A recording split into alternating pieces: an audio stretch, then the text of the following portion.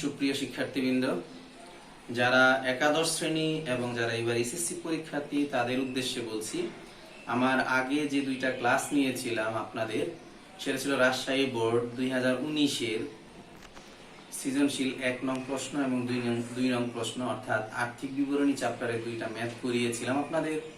আর আজকে আপনাদের করাবো 3 নং অর্থাৎ 2019 সাল রাজশাহী বোর্ড এর প্রশ্নে 3 নং প্রশ্নটি সমাধান করব। আপনাদের অনেক ক্লাস নেওয়া হয়েছিল এবং রিভাইজ ক্লাসও পেয়েছেন আপনারা কোচিংয়ে, তো সুতরাং সেই ক্লাসগুলো আমরা আর করছি না, এখন শুধুমাত্র বোর্ড কোশ্চেন রিভাইজ দিচ্ছি আপনাদের রিকোয়েস্টে। সুতরাং আপনারা অঙ্কগুলো একটু মনোযোগ দিয়ে দেখেন এবং বাসায় বসে করে ফেলবেন। আজকে যে নিয়মটা করাবো সৃজনশীল প্রশ্ন 3 নং, এই 3 নং প্রশ্নের আলোকে আপনারা সকল প্রশ্ন সমাধান করতে পারবেন এবং আপনারা ওই নিয়মগুলো মনে পড়বে। আমি কেন করাচ্ছি প্রশ্নগুলো করাচ্ছি একটার পর একটা নিয়মতান্ত্রিক ভাবে, কারণ আপনাদের সকল অধ্যায়গুলো যেন আপনাদের রিভাইজ হয়ে যায় এবং মনে পড়ে কোন অধ্যায়গুলো কিভাবে করেছেন আপনারা। তো ঠিক আছে, চলুন তাহলে আজকে আমরা রাজশাহী বোর্ড 2019-এর 3 নং সৃজনশীল প্রশ্ন করে ফেলি। হ্যাঁ, দেখতে পাচ্ছেন রাজশাহী বোর্ড 2019-এর 3 নং প্রশ্ন। লেখা আছে, অসীম ট্রেডার্সের 2018 সালের মার্চ মাসে সংগঠিত লেনদেন সমূহ নিম্নে উপস্থাপন করা হলো। 2018 মার্চ 1, অসীম ট্রেডার্সের নগদ 50 লক্ষ টাকা এবং ব্যাংক জমা 45,000 টাকা এবং 40,000 টাকা ঋণ নিয়ে ব্যবসা শুরু করলেন। অর্থাৎ কিছু লেনদেন দেওয়া আছে এবং লেনদেনের নিচে ক অংশে বলা আছে অসীম ট্রেডার্সের নিট ক্রয়ের পরিমাণ নির্ণয় করো। তাহলে আমাদের খুঁজে বের করতে হবে, আমরা জানি নিট ক্রয় করতে গেলে আমরা কি কি জিনিস যোগ বিয়োগ করতে হয়। অর্থাৎ আমরা জানি এরকম আপনাদের ফাইনাল অ্যাকাউন্টে শিখিয়েছিলাম, দেখেন ফাইনাল অ্যাকাউন্ট শীটের মধ্যে আছে ক্রয় যোগ অলিখিত ক্রয়, আর বাদ যায় ক্রয় বাট্টা, কারবারি বাট্টা, ক্রয় ফেরত থাকলে বাদ যাবে, বই ফেরত আর ক্রয় ফেরত একই কথা, বিনামূল্যে পণ্য বিতরণ থাকলে ক্রয় থেকে বাদ যাবে, মুনাফাবিহীন বিক্রয় থাকলে ক্রয় থেকে বাদ যাবে, মালিক কর্তৃক পণ্য উত্তোলন হলে কি হবে, ক্রয় থেকে বাদ যাবে। অর্থাৎ ক্রয় থেকে ক্রয়ের সাথে অলিখিত ক্রয় যোগ করে আর বাকি সব যেগুলো আছে এই জায়গায় ক্রয় বাট্টা, কারবারি বাট্টা, ক্রয় ফেরত, বই ফেরত, বিনামূল্যে পণ্য বিতরণ, মুনাফাবিহীন বিক্রয়, মালিক কর্তৃক পণ্য উত্তোলন বাদ দিলে আমরা কি পাই, নিট ক্রয় পাই, তাই না? তো সুতরাং এই অঙ্কে তো নর্মালি জাবেদার মতো দেওয়া আছে, লেনদেনগুলো দেওয়া আছে, প্রাইমারি লেনদেন দেওয়া আছে। এখন প্রাইমারি লেনদেনগুলো কিভাবে করা হয়, প্রাইমারি লেনদেনগুলো বা প্রাথমিক লেনদেনগুলোকে আমরা খুঁজে নিতে হবে কতগুলো ক্রয় আছে, কতগুলো ক্রয় ফেরত আছে। তো সুতরাং আপনার এখানে দেখেন, আমি অঙ্কটা আগেই পড়েছিলাম, তারপর আপনারা পড়ে নিয়েন। এখানে দেখেন 7 তারিখ একটা লেনদেন আছে, মনিরের নিকট হতে ধারে পণ্য ক্রয়, ধারে করুক আর নগদে করুক সব পণ্য ক্রয় যোগ করতে হবে, যেহেতু নিট ক্রয় বের করবেন সকল ক্রয় একসাথে একত্রিত করতে হবে আপনাকে। তো এখন আসেন, এই যে মনিরের নিকট থেকে ক্রয় ধারে ক্রয় করা হয়েছিল, এছাড়া ক্রয় রিলেটেড আর কোনো ছিল না, শুধুমাত্র একটা বিনামূল্যে পণ্য বিতরণ ছিল। বিনামূল্যে পণ্য বিতরণটা কেন করা হয় সেটা তো আপনারা জানেন। বিনামূল্যে পণ্য বিতরণ করা হয় কোম্পানির বিজ্ঞাপনের উদ্দেশ্যে। যেমন ধরেন আপনাদের কোনো শিক্ষা প্রতিষ্ঠানে দেখেছেন কলম বিতরণ করতে, নুডলস খাওয়াতে, তারপরে দেখেছেন বিভিন্ন প্রতিষ্ঠানে টুথপেস্ট বিতরণ করতে, শিক্ষা প্রতিষ্ঠানেও যায় এবং পাবলিকদের সরাসরিও দিয়ে থাকে, বাসায় বাসায় গিয়ে সানসিল্ক শ্যাম্পু বিতরণ করতে দেখেছেন। বিনামূল্যে পণ্য বিতরণ করে যায় কোম্পানিগুলো, কেন? তাদের বিজ্ঞাপনের উদ্দেশ্যে। তো সুতরাং এটা একটা বিজ্ঞাপন, একটা ব্যয়। তো এই জন্য আপনার পণ্য কমে যায়, আপনার ক্রয়কৃত পণ্য কমে যায়। এই জন্য কমে যাওয়ায় আমরা যেহেতু পণ্যদ্রব্য নামে কোনো লেনদেন লিখি না, ক্রয় নামে লিখি পণ্য ক্রয় করলে, তাহলে এখন বিনামূল্যে পণ্য বিতরণ করলে এটা ক্রয় হিসাব ক্রেডিট হয় আর বিজ্ঞাপন হিসাব ডেবিট হয়, তাহলে ক্রয় হ্রাস পাচ্ছে এই ক্ষেত্রে। তাহলে বিনামূল্যে পণ্য বিতরণ এই দুইটাই নিট ক্রয়ে যাবে, আর কিছু যাবে না। দেখেন আমি অঙ্কটি করেছি আগে করে রেখেছি, কারণ ভিডিওটা অনেক লং হয়ে যায়। তো লং হয়ে গেলে দেখা যায় যে ভিডিওটা আপনার আপলোড হতে চায় না ফেসবুকে। তো দেখেন নিট ক্রয়ের পরিমাণ দেখেন, মনিরের নিকট হতে ধারে ক্রয় 25,000 টাকা, যেটা ছিল অঙ্কের মধ্যে 7 নাম্বার এন্ট্রিতে 25,000 টাকার ছিল। তারপরে হচ্ছে কি, বিনামূল্যে পণ্য বিতরণ বাদ দিবেন, দিলে আপনার নিট ক্রয়টা বেরিয়ে যাবে। বুঝতে পেরেছেন? তো এই হলো আমাদের নিট ক্রয়। এবার 3 নাম্বার, এখানে যে 3 নং প্রশ্নে 2 নাম্বার সৃজনশীল প্রশ্নে বলা আছে উপযুক্ত লেনদেনগুলো শ্রেণীবিভাগ সহ হিসাব খাত নির্ণয় করো। কি বলেছে, উপর্যুক্ত লেনদেনগুলো শ্রেণীবিভাগ সহ। শ্রেণীবিভাগ বলতে কি বোঝায় সেটা আগে আপনাদের বুঝতে হবে। শ্রেণীবিভাগ বলতে বোঝাচ্ছে যে আমরা জানি হিসাবের শ্রেণী হচ্ছে 4 প্রকার, তাই না? হিসাব 4 প্রকার, একটা হচ্ছে সম্পদ হিসাব, একটা হচ্ছে দায় হিসাব, একটা হচ্ছে কি আয় হিসাব, আর একটা হচ্ছে কি ব্যয় হিসাব। আমরা যে লেনদেনগুলো এই অঙ্কে দেওয়া আছে এগুলোকে এই 4টা ভাগে ভাগ করে নাম লিখে ফেলবো, অর্থাৎ জাবেদার মতো দেখাবো। দেন আমরা কি করব, নাম হিসাবে লিখবো। এবার আসেন আমরা সেই অঙ্কে যাচ্ছি। প্রথম 1 তারিখে আপনার কি করা হয়েছিল, নগদ টাকা নিয়ে ব্যবসা শুরু করে আপনি জাবেদার মতো এন্ট্রিগুলো উঠাবেন। নগদান হিসাব ডেবিট, আমরা জানি সম্পদ বাড়লে ডেবিট হয়। ব্যাংক জমা একটা সম্পদ এবং ডেবিট। তারপরে হচ্ছে 40,000 টাকা ঋণ নিয়ে ব্যবসা শুরু করে, তাহলে ঋণ হিসাব ক্রেডিট হবে। এখন খেয়াল করেন, ঋণ যেহেতু নিয়েছে 40,000 টাকা, আগে নগদ আপনি 50,000 টাকা ধরেন, এই অঙ্কটা আপনার অসীম ট্রেডার্স এর ম্যানেজার, আপনি নিজের মনে করে অঙ্কটা করেন, অর্থাৎ তাহলে অঙ্কটা করতে সহজ হবে এবং আপনি বুঝতে সুবিধা হবে। কি করেছে যে 50,000 টাকা নিয়ে এবং 40,000 টাকা ঋণও নিছে, তাহলে নগদ টাকা আসলো কত? নগদ তো 50,000 আছে, আবার ব্যাংক থেকে ঋণ নিলে টাকা বাড়বে না, তাহলে হলো কত? 90,000।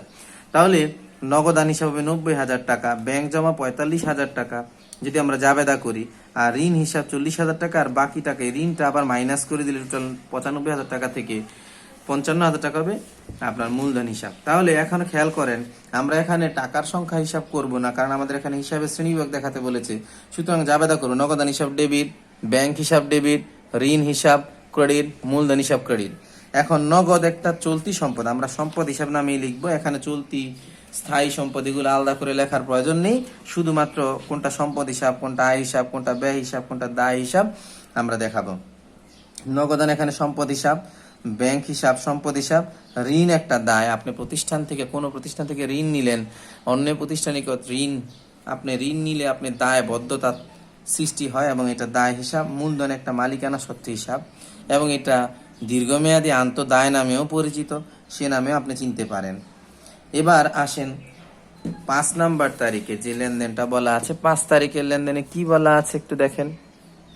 লেখা আছে আনিতার নিকট পণ্য বিক্রয় 35,000 টাকা লেখা আছে। তাহলে আমি বলেছিলাম আপনাদের ক্লাসে কোচিং এ বলে দিয়েছিলাম যে কোনো নাম উল্লেখ থাকলে, সেটা আপনারা নিজেরাও জানেন, নাম উল্লেখ থাকলে কি হয়, ধারে হয়। যদি নগদ উল্লেখ না থাকে তাহলে আনিতার নিকট বিক্রয় করেছেন ধারে বিক্রয়। তাহলে নর্মালি আমরা জানি যে ধারে বিক্রয়, আনিতার নিকট পণ্য বিক্রয় ধারে বিক্রয়। তাহলে ধারে বিক্রয় হলে যাবে হয় কি, নর্মালি নগদে বিক্রয় করলে নগদান হিসাব ডেবিট, বিক্রয় হিসাব ক্রেডিট। তাহলে প্রাপ্য হিসাব ডেবিট হবে, বিক্রয় হিসাব ক্রেডিট হবে। প্রাপ্য বা দেনাদার, এই যে যেমন ধরেন প্রাপ্য হিসাব বা দেনাদার হিসাব, হ্যাঁ, যেটা সম্পদ নামে পরিচিত। প্রাপ্য মানে আপনি টাকাটা পান দেনাদারের কাছ থেকে, এই জন্য প্রাপ্য হিসাব। আর বিক্রয় হিসাব কি আয় হিসাব। প্রাপ্য কিভাবে সম্পদ, আপনি সকল প্রকার প্রাপ্য, আমি বলেছিলাম চলতি সম্পদ, মাথায় রাখবেন সকল প্রকার প্রাপ্য চলতি সম্পদ। এখন আমরা চলতি লিখবো না, শুধু সম্পদই লিখবো। এবার 7 তারিখে দেখেন কি বলা আছে, মনিরের নিকট হতে ধারে পণ্য ক্রয়। তাহলে মনিরের নিকট থেকে ধারে পণ্য ক্রয় 25,000 টাকা। তাহলে 25,000 টাকা ধারে ক্রয় করলে, ক্রয় নর্মালি আমরা জানি ডেবিট, তাহলে ক্রয় হিসাব ডেবিট হবে। আর যেহেতু মনিরের নিকট থেকে ক্রয় করেছেন তাহলে নাম উল্লেখ আছে, সুতরাং এখানে ধারে না বলা থাকলে বুঝে নেবো আমরা এটা ধারে লেনদেন। তাহলে ধারে ক্রয় করা হয়েছে, তাহলে ক্রয় হিসাব ডেবিট আর প্রদেয় হিসাব ক্রেডিট। কেন, আপনার দায় সৃষ্টি হয়েছে, আপনি তাকে টাকা পরিশোধ করতে হবে। কাকে পরিশোধ করতে হবে টাকা? যে যার কাছ থেকে পণ্য আপনি ক্রয় করেছেন। কার নিকট থেকে ক্রয় করেছিলেন আপনি? মনিরের নিকট থেকে আপনি পণ্য ধারে ক্রয় করেছিলেন, এই জায়গায় লেখা আছে 7 তারিখে, তাই না? এবার 9 তারিখে আসেন নগদে বিক্রয়। তো নগদে বিক্রয় করলে আপনার কাছে আসে কি, নগদ টাকা, তাই না? এই জন্য কি হবে, নগদান হিসাব ডেবিট হবে, বিক্রয় হিসাব ক্রেডিট হবে। নগদ একটা সম্পদ হিসাব, আর বিক্রয় করলে মুনাফা অর্জন হয়, এই জন্য এটা আয় হিসাব। বিক্রয় করলে কি হয়, মুনাফা অর্জন হয়, এই জন্য এটা একটা কি, আয় হিসাব। তো এই জন্য আয় হিসাব দেখানো হয়েছে। 18 তারিখের লেনদেনে বলা আছে আনিতার নিকট থেকে দাগ কাটা চেক পাওয়া গেল। অর্থাৎ 5 তারিখে আনিতার নিকট ধারে বিক্রয় করেছিলেন, ওখান থেকে আপনি কি করলেন, টাকা পাইলেন কিসে, দাগ কাটা চেকের মাধ্যমে। এখন চেক পাইলে আপনি কোথায় টাকাটা জমা হবে? নর্মালি চেকটা আপনি ব্যাংকে জমা দিবেন, তাহলে ব্যাংকে জমা দিলে ব্যাংক হিসাব বেড়ে যাবে আপনার, তাহলে ব্যাংক হিসাব ডেবিট হবে। এখন খেয়াল করেন, আনিতার কাছ থেকে যখন আপনি আনিতার কাছে যখন বিক্রয় করেছিলেন তখন প্রাপ্য হিসাব কি হয়েছিল, ডেবিট হয়েছিল। এখন প্রাপ্য হিসাব কি এখনো 35,000 টাকাই থাকবে? না, কমবে। সুতরাং এই ক্ষেত্রে কি হবে, ব্যাংকের হিসাব বেড়ে যাবে চেকটা পাওয়ার কারণে এবং ব্যাংকে জমা দেওয়ার কারণে। আর প্রাপ্য হিসাব যেটা আছে প্রাপ্য হিসাব, আপনার সম্পদ হ্রাস পেয়েছে এই জন্য ক্রেডিট হয়েছে, এই জন্য ব্যাংক একটা সম্পদ হিসাব, প্রাপ্য হিসাব একটা সম্পদ হিসাব।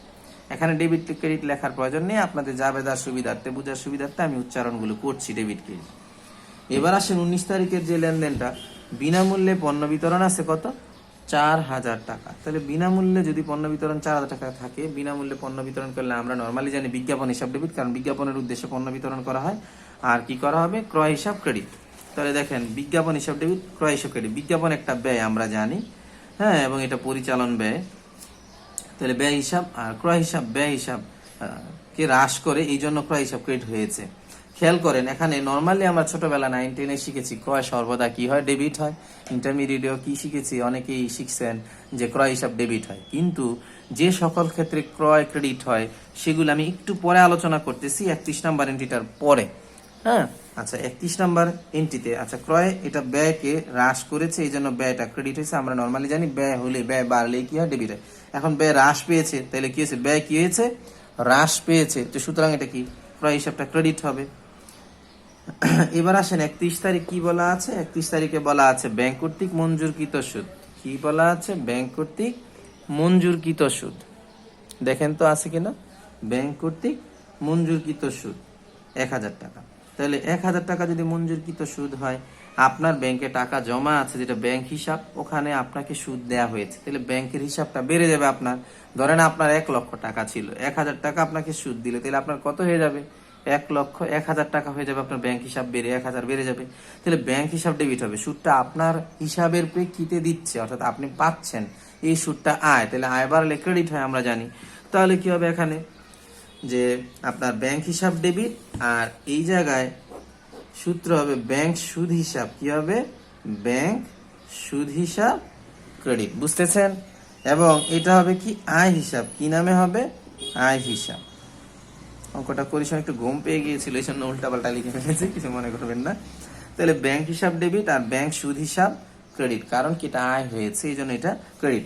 এখন আসেন আমরা 19 নম্বরে বলেছি, আমরা জানি সর্বদা ক্রয় ডেবিট হয়, কিন্তু ক্রয় কোন কোন ক্ষেত্রে ক্রেডিট হয় আমরা একটু শিখে নিই। এই পাশে আমি বলেছিলাম একবার যে পণ্য উত্তোলন করলে, অর্থাৎ মালিক কর্তৃক পণ্য উত্তোলন হলে উত্তোলন হিসাব ডেবিট হয়, ক্রয় হিসাব ক্রেডিট হয়। বিনামূল্যে পণ্য বিতরণ, বিনামূল্যে পণ্য বিতরণ করলে কি হয়, বিজ্ঞাপন বাবদ এটা ব্যবহৃত হয়, আমরা বুঝে নিই যেটা বিজ্ঞাপনের উদ্দেশ্যেই করা হয়েছে। তাহলে বিজ্ঞাপন হিসাব ডেবিট, ক্রয় হিসাব কি করা হয়, ক্রেডিট করা হয়।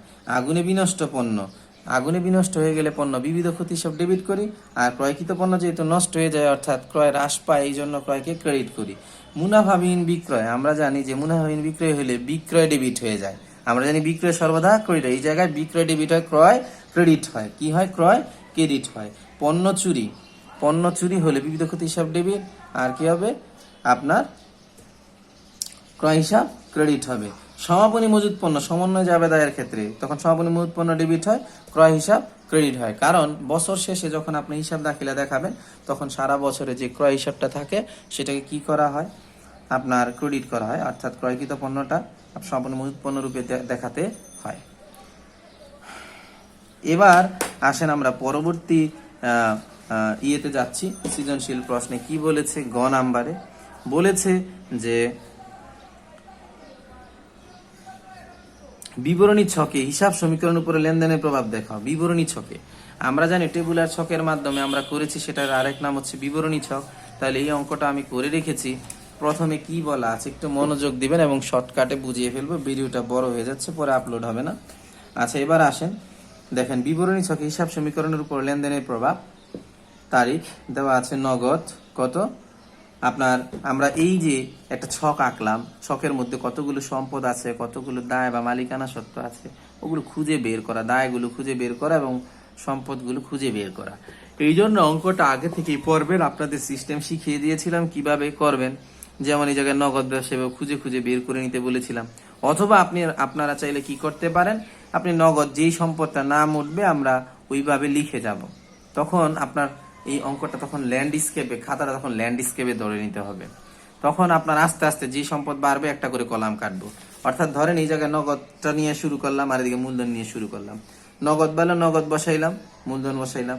ব্যাংক হিসাব বাড়লো তখন ব্যাংক হিসাবের জন্য কলাম কাটবো। অর্থাৎ এদিকে জায়গা থাকবেই, এদিকে তো জায়গা থাকবেই, আস্তে আস্তে একটা করে বাড়াতে পারেন। কিন্তু আপনাদের যেভাবে শিখিয়েছিলাম সেটা হচ্ছে যে আগে থেকেই সকল সম্পদ বের করে নেওয়া এবং সকল দায় বের করে নেওয়া, তাই না? সেই পদ্ধতিতে বের করে নেবেন। এবার আসেন এই অঙ্কে কি বলা আছে।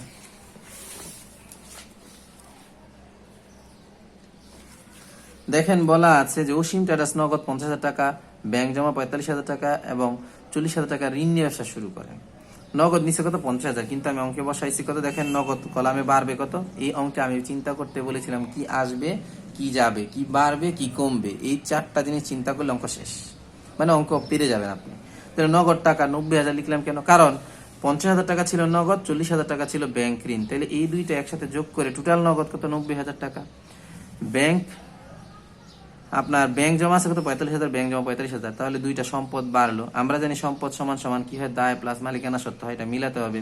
এখন ঋণ আছে কত 40,000 বসাইলাম, কিন্তু মূলধন কত সেটা কিন্তু আমরা জানি না। মূলধন কিভাবে নির্ণয় করি, এই 90 আর 45 যোগ করলে 35, ওখান থেকে 40,000 বাদ দিলে হয়ে যায় কত 95,000। এবং সাইড নোট, মন্তব্য হবে বিনিয়োগ, মন্তব্য হবে কি বিনিয়োগ, বিনিয়োগ। বুঝতে পেরেছেন? এবার আসেন আপনার এই অঙ্কের 5 নাম্বার এন্ট্রিতে কি বলেছে। আচ্ছা বুঝতে পেরেছেন তো, 90,000 45,000 আর এই দুইটা যোগ করে 1,35,000 থেকে আবার 40,000 বাদ দিলে হয় কত 95,000। মোট মূলধন বের করে নিলাম, মূলধন থেকে যা নিয়ে ব্যবসা শুরু করে তাই তো মূলধন নাকি।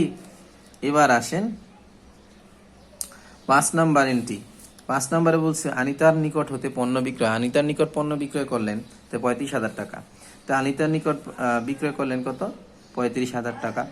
প্রাপ্য হিসাব ডেবিট ছিল আর মূলধন ক্রেডিট হলো কেন, এটা বিক্রয় হয়েছে, এটা কি হয়েছে বিক্রয় হয়েছে। তাহলে বিক্রয় করলে নর্মালি কি হয়, আয় হয়, এই জন্য মূলধন বেড়ে যায়। আমরা জানি যে আয় হলে মূলধন বাড়ে, ব্যয় হলে মূলধন কমে, তাহলে প্রাপ্য হিসাব বাড়বে আর কি বাড়বে, মূলধন বাড়বে। এবার যোগ বিয়োগ করতে পারেন, করে নিয়েন। নেক্সট হিসাব 7 নাম্বার এন্ট্রিতে বলা আছে মনিরের নিকট হতে ধারে পণ্য ক্রয় 25,000 টাকা। তাহলে ধারে ক্রয় করলে আপনার কি হবে, ক্রয় হলেই ব্যয়, মূলধন বাড়বে, ক্রয় একটা ব্যয়, এই কারণে এটা কি করছে, এটা ব্যয় লেখা লাগবে না, আমি বোঝানোর জন্য লিখেছি ক্রয়, এটা একটা ব্যয়, এই জন্য মূলধন কমছে। আর আপনার ধারে যেহেতু করেছেন প্রদেয় হিসাব বা এটাকে পাওনাদার নামে অভিহিত করা হয়, আপনার কাছে টাকা যারা পায় প্রদেয় হিসাব মানে পাওনাদার, তাহলে পাওনাদার হিসাব বাড়বে 25,000 টাকা। অর্থাৎ একদিক দিয়ে দেখেন একবার কি মূলধন কমতেছে, আবার আরেক দিক দিয়ে প্রদেয় হিসাব বাড়তে, অর্থাৎ ক্রেডিট পাশে লেনদেন হচ্ছে। আমি বলেছিলাম এই পাশে যদি কমে তাহলে এই পাশে কমবে, এই পাশে বাড়লে এই পাশে বাড়বে। আবার খেয়াল করেন বলেছি একই পাশে লেনদেন হলে একবার যোগ হবে একবার বিয়োগ হবে, একবার বাড়বে একবার কমবে, নর্মালি আমি আগেই বলেছি আপনাদের। তো এখন আসেন এই 25,000 টাকা কি হয়েছে, ক্রয় করা হয়েছে, এই জন্য ব্যয়ের স্বরূপ, আর প্রদেয় পাওনাদার বেড়ে গেছে, এই জন্য 25,000 বেড়ে গেছে। এবার যোগ বিয়োগ করে নেবেন, অর্থাৎ বিয়োগের বেলায় আমরা মাইনাস চিহ্ন ব্যবহার করব, মানে ব্রেকেট চিহ্ন ব্যবহার করব, মাইনাস চিহ্ন ব্যবহার না করে। আমরা অ্যাকাউন্টিং এ ব্রেকেট মানে বুঝি কি, এটা মাইনাসের অ্যামাউন্ট। 9 তারিখে দেখেন নগদ বিক্রয় করছেন, তাহলে কারবারে আসছে কি, চিন্তা করেন, থিঙ্কিং পাওয়ার বাড়ান, নগদ টাকা বাড়ছে, ঠিক আছে। আর বিক্রয় করলে কি হয়, আয় হয়, কি হয় আয় হয়, এই জন্য কি করা হয়েছে, আপনার মূলধন বাড়ানো হয়েছে আয় হিসেবে, বিক্রয় এটা আয়। এবার 90 আর 29 যোগ করলে কত 1,29,000, এভাবে যোগ করে ফেলবে। এই 1,35,000 যোগ করলে কি হয় আপনার, এই দুইটা যোগ করলে আপনার 1,34,000 হয়, এভাবে করবেন। এবার 18 নম্বর এন্ট্রিতে আনিতার নিকট থেকে দাগ কাটা চেক পাওয়া গেল। আমি বলেছি চেক পাওয়া গেলে ব্যাংক হিসাব বেড়ে যায়, তাই না। এখন আনিতার কাছে আপনি 5 তারিখে কি ছিল, আনিতা একজন দেনাদার ছিল, মানে আপনি তার নিকট পাইতেন, প্রাপ্য হিসাব ছিল। অর্থাৎ এদিকে যে 35,000 টাকার মাল কিনে নিয়েছিল 5 তারিখে, এখন তার কাছ থেকে 10,000 টাকার চেক পাচ্ছেন, তাহলে কি হবে, প্রাপ্য হিসাব 10,000 টাকা কমে যাবে, কারণ আনিতা দিয়ে দিতেছে আপনার টাকা।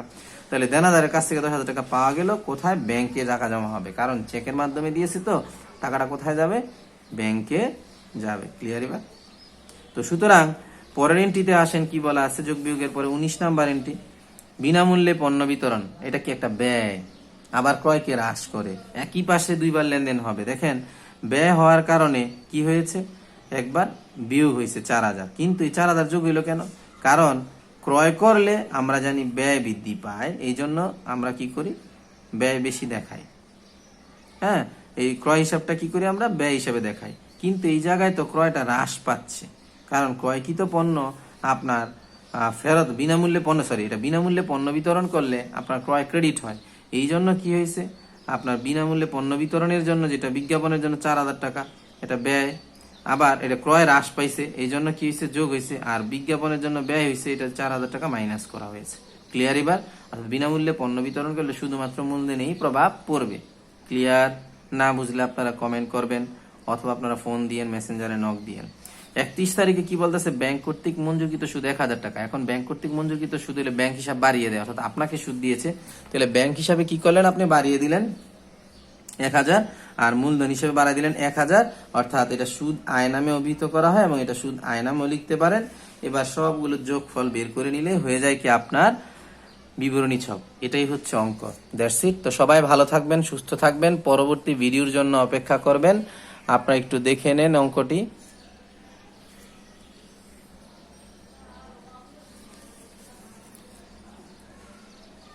দেখতে পাচ্ছেন নিশ্চয়ই।